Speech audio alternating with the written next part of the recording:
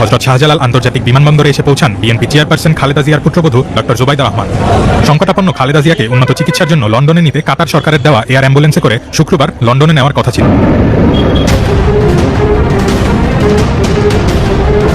সাবেক প্রধানমন্ত্রী বেগম খালেদা জিয়া তার পুত্র তারেক রহমান, পুত্রবধূ ডাক্তার জুবাইদা রহমানকে নিয়ে বিএনপির একটা নাটকীয়তা, সন্দেহভাজন নাটকীয়তা ফাঁস করে দিয়েছেন ডাক্তার পিনাকি ভট্টাচার্য। দর্শক, রাতের মধ্যেই লন্ডনে নেওয়া হচ্ছে বেগম খালেদা জিয়াকে। লাইভ সাপোর্টে বেগম খালেদা জিয়া ইতিমধ্যে জরুরিভাবে তাকে লন্ডনে নেওয়া হচ্ছে উন্নত চিকিৎসার জন্য। সেনাপ্রধান ওয়াকারুজ্জামানের নির্দেশে বাংলাদেশে জুবাইদা রহমান এসেই লন্ডনে নিচ্ছেন খালেদা জিয়াকে। এমনকি বর্তমান অবস্থা কি খালেদা জিয়ার, এমনকি আরো কয়েকটি গুরুত্বপূর্ণ ভিডিও দেখতে পারবেন এই ভিডিওতে। অবশ্যই ধৈর্য সহকারে ভিডিওটি শেষ পর্যন্ত দেখবেন। চ্যানেলে নতুন হলে সাবস্ক্রাইব করে রাখবেন পরবর্তী আপডেট পাওয়ার জন্য।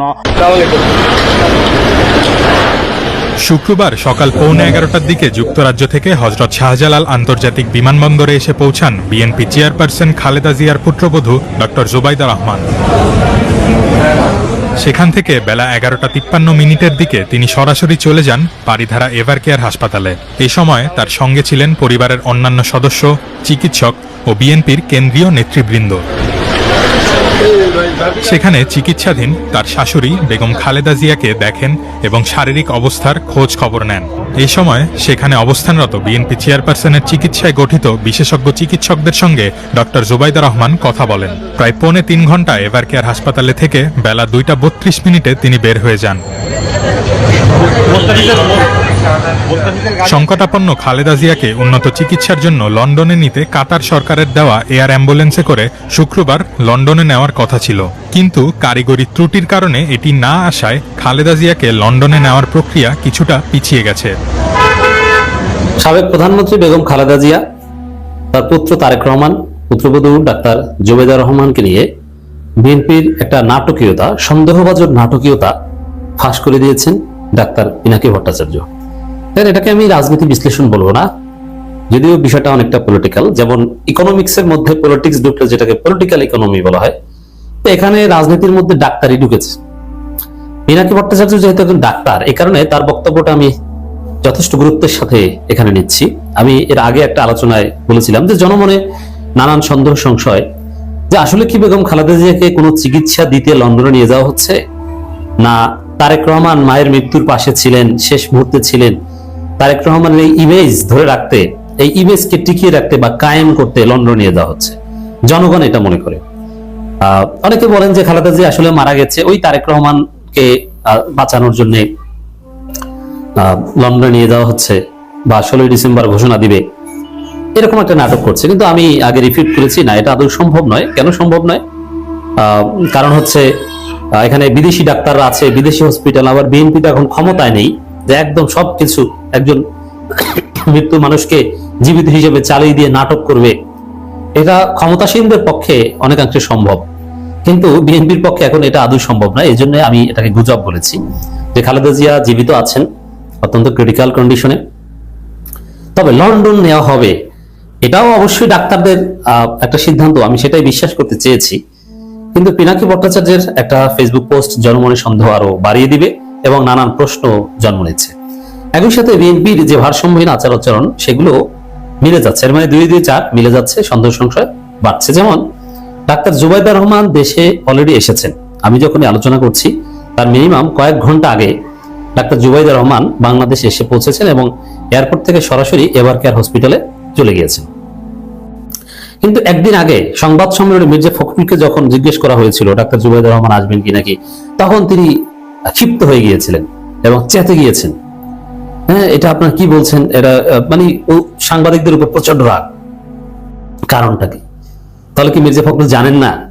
মির্জা ফখরুলকে কি তারেক রহমান পরিবার সম্পর্কে বা এগুলো সম্পর্কে তথ্য দেওয়া হয় না? আর তথ্য দেওয়া না হলে মির্জা ফখরুল সংবাদ সম্মেলনে এইসব বিষয়ে কথা বলছেন বা কেন? এটা যদি পলিটিক্যাল না হয়, পিওর মেডিকেল সায়েন্স রিলেটেড হয়, তাহলে মির্জা ফখরুল তো ডাক্তার না, তিনি এই বিষয়ে কথা বলবেন কেন? এটা ডাক্তার জাহিদ সাহেব আছেন, তিনি ডিল করবেন। এখানে মির্জা ফখরুল কি বোঝেন? তো দর্শক, ডাক্তার জুবাইদা রহমান দেশে আসা নিয়ে মির্জা ফখরুলের ক্ষিপ্ত হয়ে যাওয়া প্রশ্ন করায় এবং পিনাকি ভট্টাচার্যের যে অবজারভেশন, এগুলো মিলালে জনমনে সন্দেহ আরো তীব্র থেকে তীব্রতর হচ্ছে। তা আসলে খালেদা জিয়া জীবিত আছেন কিনা সন্দেহ, আর জীবিত থাকলেও লন্ডনে আসলে কোনো চিকিৎসার জন্য নিয়ে যাওয়া হচ্ছে না, কারণ খালেদা জিয়ার এখন যে অবস্থা, এর কোনো চিকিৎসা নাই আল্লাহর কাছে দোয়া করা ছাড়া, বা কষ্ট কমানো ছাড়া, বা যেটাকে মেডিকেল সায়েন্সের ভাষায় প্যালিয়েটিভ কেয়ার ছাড়া, মানে তার শেষ সময়টা যেন একটু কম কষ্টে কাটে, তার রিকভারি হবে, রোগ থেকে মুক্তি হবে, এটা আদৌ সম্ভব নয় প্যালিয়েটিভ কেয়ার। তো এই জায়গাটায় এবং দোয়া, সেখানে লন্ডনে এমন কোনো চিকিৎসা থাকার কথা নয় যে খালেদা জিয়াকে এই অবস্থা থেকে ফিরিয়ে আনতে পারে। কারণ এটা আমি বলতে পারি না, কারণ আমি মেডিকেল সায়েন্সে কোনোদিন পড়িনি, এলিমেন্টারি নলেজ আছে, কিন্তু পিনাকি ভট্টাচার্য একজন ডাক্তার, অর্থাৎ তিনি বলতে পারেন। এই জন্য তার বক্তব্যটা বিশ্লেষণ করছি। দেখেন, তার বক্তব্য থেকে এটা ধারণা পাওয়া যায় যে নাটক, পলিটিক্যাল ফুটেজ খাওয়ার একটা বিষয় খালেদা জিয়াকে নিয়ে এই নোংরা রাজনীতি বিএনপি করছে। এই বিষয়টা এরকম যে ডাক্তার জুবাইদুর রহমান এসেছেন, অসুস্থ খালেদা জিয়ার মাথার পাশে বসে আছেন, এই ছবি তুলবে, তারপরে জুবাইদুর রহমানকে দায়িত্বশীল পুত্রবধূ হিসাবে প্রচার করবে। এই একটা ফুটেজ হলো যে দৌড়ে এসেছেন, কেউ আসে নাই তা না, কারণ এই প্রশ্ন অলরেডি উঠেছিল। তো ঠিক আছে, তারেক রহমান আসতে পারেন না, মানলাম, তার সমস্যা আছে। জুবাইদুর রহমান তো অলরেডি এসেছিলেন, তো তিনি কেন আসেন না?